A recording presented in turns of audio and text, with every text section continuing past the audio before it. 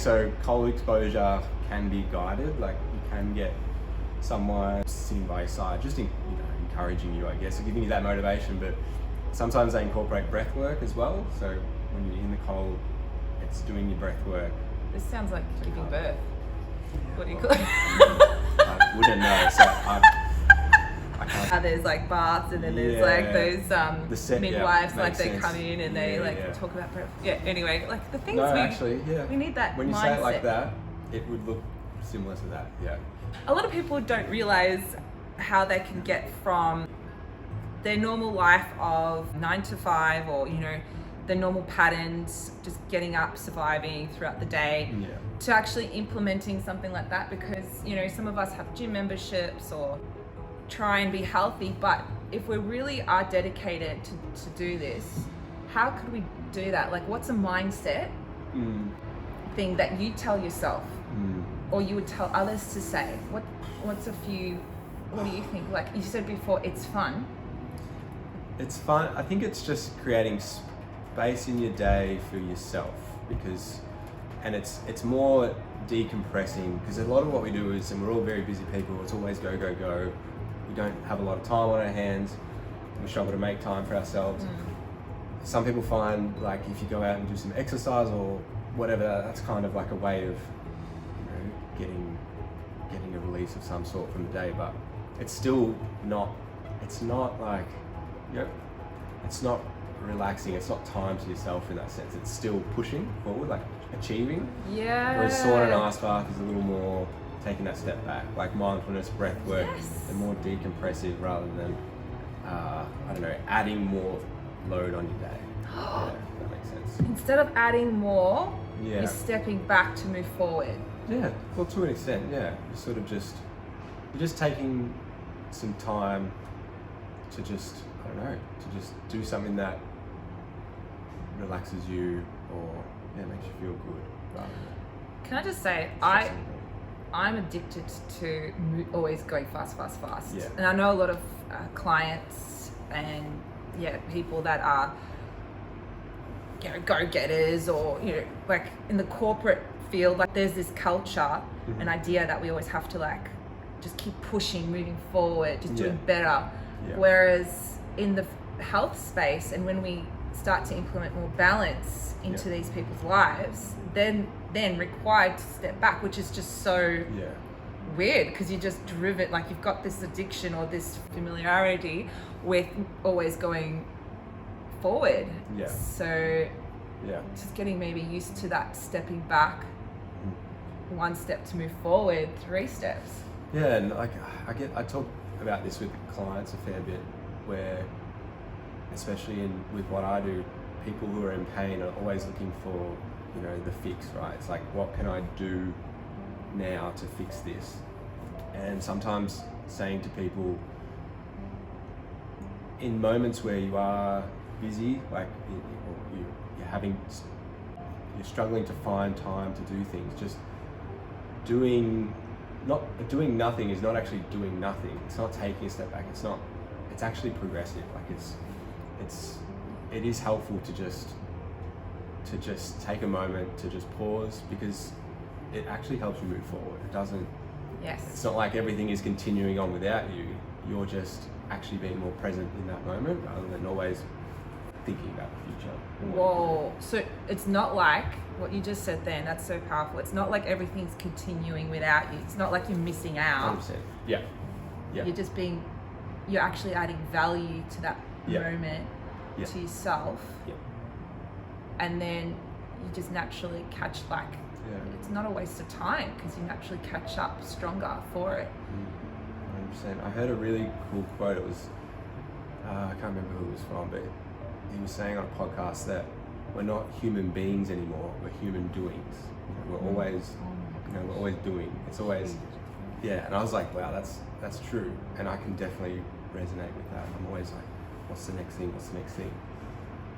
And just taking a pause. And this comes back to sauna, cold plunge. It's just bringing you back to the here and now, rather than always like being focused on the future. It's almost like having an executive meeting with yourself. Well, your instinct and your one side of you is telling you, get out.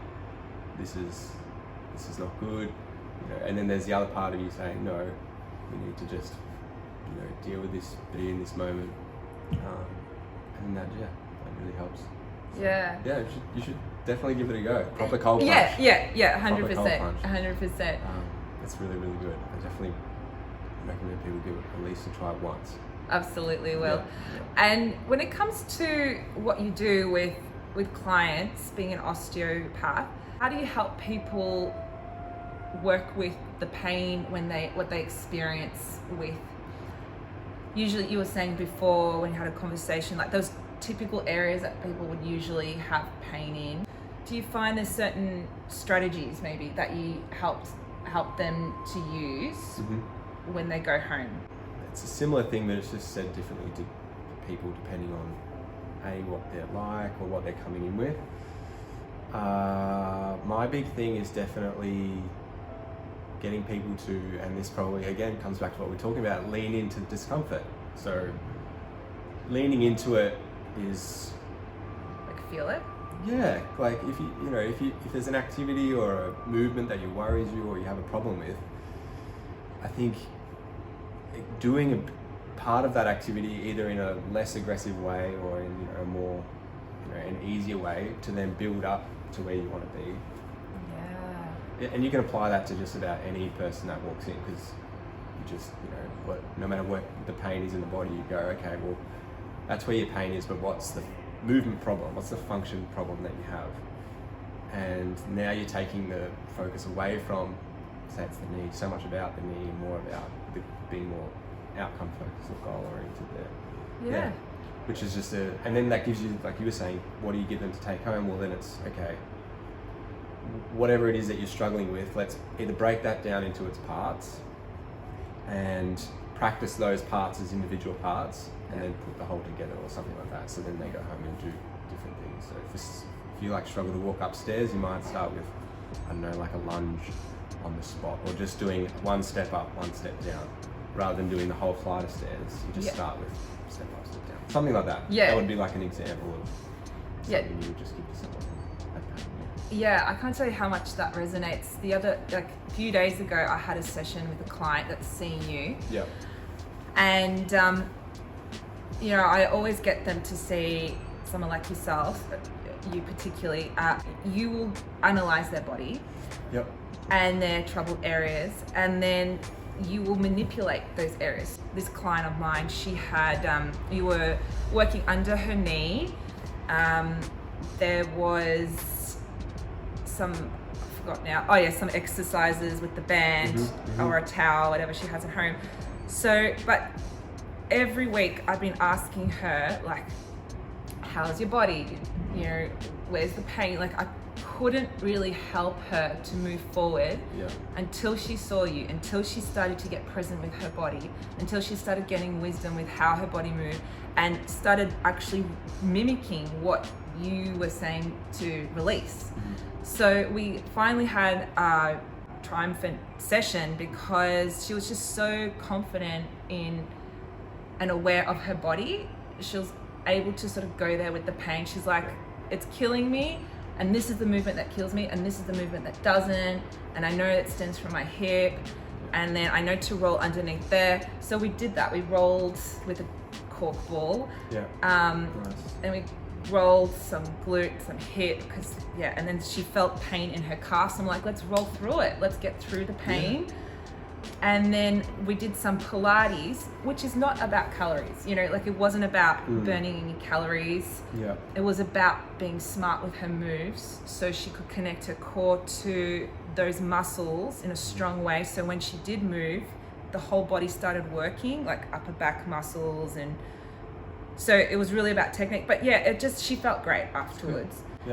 The other sessions, she felt stuffed afterwards because it was, let's burn these areas, all areas so you get toned. Whereas this one was more about stepping back and listening to those areas that needed release and strengthening the areas that she needed. And she felt mentally like you could see she was so much more confident for it.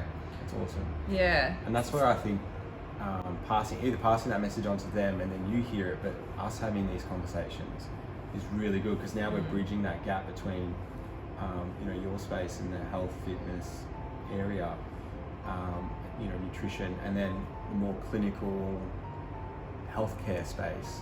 Yeah. And that's why it's been good working with you, is to so that, because I don't do the things that you do. So when I have someone come in the room, I can only help them that far, but then they're off to you to do that other stuff that needs to be done to get them to the next point. And you're there with them doing that. So that's where it has to be that team effort, because it's just, I can't, I'm just not going to be able to be there the whole time or be there with them in those sessions. Because they see you for however long it is. Is it usually half an hour or 15 minutes? About half an hour for a return. But I'm trying to do longer sessions with people, especially people that need it. But for about half an hour. So kind. And then but that's like what, half an hour of the week. It's like, what do they do for the rest of the week? So that's like with nutrition. It's like they come see a nutritionist and they're told what to do, but then what are they doing 3 times a day? Are they having complete nutrition meals, protein, carbs and vegetables? Are they having healthy snacks? And that treat once every 3 days. So when they do see you, they get that knowledge, and then I can help them and that awareness and homework, and then I can help implement it and make them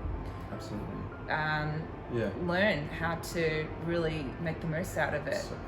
Spot on. It's the time thing that I say that all the time with people, that we've only got this amount of time together versus how many hours are outside of here you're on your own. So how often are you having people, are you working with people with their pains in most instances? Like, because most people, especially when I was doing PT, would say, I've got to modify this or something like that. And you're probably getting that a lot too. How to modify things, Or just, having people with, I don't know, injuries, and then like they all have injuries. Exactly, that's the thing. And if they don't have it, they'll get it. So in a way, it's a blurred line between, are you doing Pilates versus, like, say, clinical Pilates or something, where you're actually helping someone improve their body to help with their injury. It's a blurry, it's a difficult, like, where does somebody who's trying to help their injury by doing Pilates, but that's essentially rehab. So you see what I'm trying to say? I'm not a clinical I haven't got the training to assess, even though in personal training, that's one of my certificates or training is analyzing the body, getting them to do squats, see how they go with the bar behind them, watching their alignment with their knees, watching their movement. So I'm very aware of the body, and I'm always asking them, how does this feel? What does the physio say you should do? What feels good? So it's all about, for me, I think with Pilates, I do mat Pilates in yoga, and then I do like Swiss ball stuff, kettlebell, anything and everything that helps them to strengthen their muscle mass, to help obviously with bone density, and then just technique, and then confidence as well, because there's no point in me showing them, like getting them to do burpees and boxing or something, which I don't do anymore a lot of.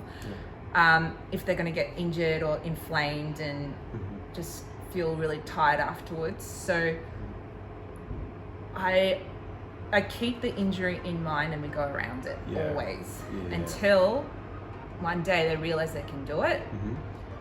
And then my aim is to always to bring them to from no fitness to athlete, but it takes it takes them dedication. Those people that are really dedicated to becoming stronger and don't give up. So if they don't lose weight, if they don't look fabulous, with their arms, you'll notice the tone, you'll notice the strength. If they focus on the results and giving themselves a pat on the back, and they just keep going, even if they get an injury along the way. Because you're going, every time you move forward, you challenge yourself, you're bound to have some resistance. It's like with muscle training, like you do some weights and it's going to rip, you're going to get some pain, but it's being able to know what's the right pain and to manage that. So with the stretching, with the physio, super important. What's like when people come to you wanting to achieve some sort of fitness goal, what's the most common thing they'll ask for or say? Is there something that particularly stands out? Always weight loss. Even if they don't say it. Do you get that? I know they're true, saying yeah. it. Tone. I think that's a big one. When I was a PT, people would come and say, I just want to get toned. And I remember we were talking about this, I don't know, that's in the uni days, and it was like everybody has a muscular system underlying, body fat, but the idea of getting toned is just to expose, I guess, what you've got, opposed to, it's like we've all got, I think we've all got this, this whatever we're looking to achieve there. It's not this thing that we have to go and get. I think it's right there. It's just, okay, well, we just want to try and expose that in a way. Exactly. That's how I would interpret tone, I guess. Yeah. I like to bring out the athletic tone and capabilities. Yeah. So, like you said, like we've all got muscle, it's just practicing it. Yeah. So a lot of people will struggle with push-ups, for example, or upper body, especially women, because we naturally don't have as much strength as men upper body. Legs, we're pretty strong. So, it's how we work through mentally and physically the push-up. And then eventually we play on the depth, we do more push-ups, and then it shows. It has to show in our muscles, in our chest, our back, our arms, because we've been practicing and overcoming our weakness, our weak spots. And so that's if I help them to overcome those exercises they can't do and that mindset where they feel they can't do certain things, and then they practice and they become athletic in that area, their tone and their bodies have to change. How much of it do you think is, and you said before, like confidence? I think even if you did a week or two of training, even if they're objectively looking at somebody wasn't change, but I think what they see in the mirror is different, because it's somebody in the mirror who's looking back that's actually started to work towards their goals, and already their body image, self-image is going to be better. Like I notice if I'm not training for a week or two, my body probably looks exactly the same, but I feel like it's more slippy, and it's probably not true at all. It's not true. It's just, I just see that. Oh my gosh, yes. I've had a break for 3 weeks from training because it's school holidays. So the weekly classes that I do as yoga tone, we've had a pause. I mean, I still, have fun with my son in the pool. I'll naturally love lifting him up and being physical because I miss it. I need it throughout the day. But I do notice if I haven't done the amount of exercise I'm used to doing, I've increased my thresholds over the years, and I do notice that ache and that feeling of energy and motivation. Change. It does. It does feel good to keep going though. You have to get addicted to it, I think. Yeah, and the bar does get set high, and then when you're off the mark, you can be hard on yourself. When you're not, I don't know. It's easy to do, isn't it? Yeah, I think it's like you said, as you build and you build and you build, well, you're setting a higher standard for yourself. So that comes with a bit of a cost there, where if you do falter, which is normal and going to happen, it's easy to be hard on yourself, but at the same time. That's an important point though, because a lot of us are perfectionists or really want to see results, being either body composition or weight loss. But like I say to clients, and I have to learn this as well, is changing the way I talk to myself. It's like, hey, you're doing good. And every time I do something good, even if it's like drinking lemon water, I'll go, oh, I'm good. Like, that's good on you, So, if you can become your own cheerleader, because there's no point in always wanting more and being hard on yourself and just waiting for that result to be happy, because it's a journey, it's a quest. Process, it's a process. I've started to shift to that a bit more, which can be hard in my practice. I've tried to be less focused on outcomes sometimes, because it's very easy to get disappointed. Yes.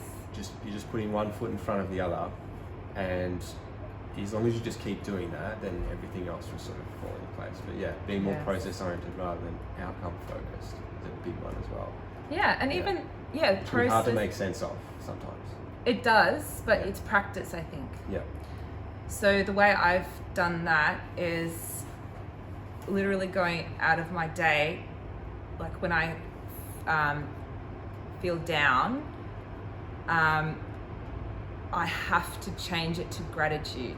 Like either write it on the window, on my mirror. It's like from guilt or to growth or to gratitude. So I'm grateful for what I do have, because then it gets me back into that state. And no one achieves and has a good life and achieves results in the long run if they're in a low state. Like when you're grateful, like Tony Robbins will say, you got to be great. You got to be like, you're not always going to be high, but you can increase. Appreciative of any moment, I guess. You know, just taking that pause again to just say, look, everything else is whatever is going on around me. You know, like you said, gratitude, appreciative. You know, things are probably okay. I am probably blowing things up a little bit.